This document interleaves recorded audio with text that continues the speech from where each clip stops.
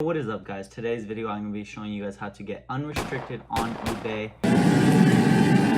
and kind of how to see like what restriction you have and if you can resolve this problem. And I'm just going to be running through it step by step.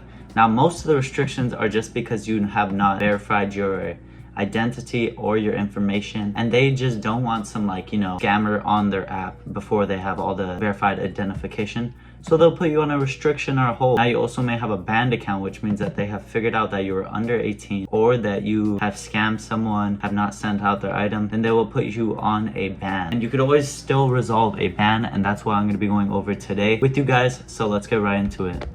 Alright guys, so first thing you want to do is open eBay up and just search it up on your browser. So we're just going to do eBay. But you're just going to be signing into your account, and this is just to see what kind of ban you're on, what kind of restriction you are on eBay. So just do it real quick. So once you have finally signed into your account, you just want to go to your messages, which should be by My eBay, and then you go all the way to the bottom. It will say My Messages, and you'll just press on that. Now next, you'll see all these information, all these notifications, and you want to press the one that says that you're getting restricted. So mine says we restricted your account. There may be we suspended your account, we put your account on hold, and those are just some examples I've ran into as well. Now you're going to want to open this and see why they have banned you, see why they have put you on a restriction, and honestly, they'll usually take down all your listings as they did for me. So they say that they put me on a restriction because I'm a risk to their community, and that's what they think, so I have to verify my information. Now you could also figure this out by going to eBay customer service. So to get to eBay customer service, you're just going to want to search up eBay customer service.